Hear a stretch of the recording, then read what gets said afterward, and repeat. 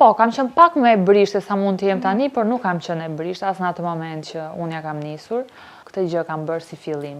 Me kalimin e kohës fillova duke lexuar nga pak, duke u rritur vetbesimin tek vetja ime, atëherë filloja dhe lexoja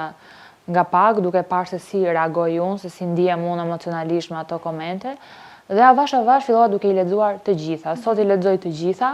dhe mesazhet që më vijnë, të gjitha i lexoj, nuk e kam problem fare dhe thjesht jam shumë e lumtur që nuk ndjej asgjë dhe ndjej thjesht një lloj mëshire për ata njerëz që kanë aq kohë, sikur edhe 5 minuta të merren me jetën time apo me jetën e gjithkujt, se kur flas flas për veten, po aman ata njerëz ekzistojnë për të gjithë. Që kështu, perceptimi im sot është që ata njerëz të cilët kanë kohë të merren me ty dhe të japin një koment negativ, ata janë të pakënaqur nga jeta e tyre dhe ti ke diçka që atyre u mungon. Që kështu për aq kohë sa ekziston dhe kjo gjë është fakt, atëherë për çfarë duhet unë të shqetësohem?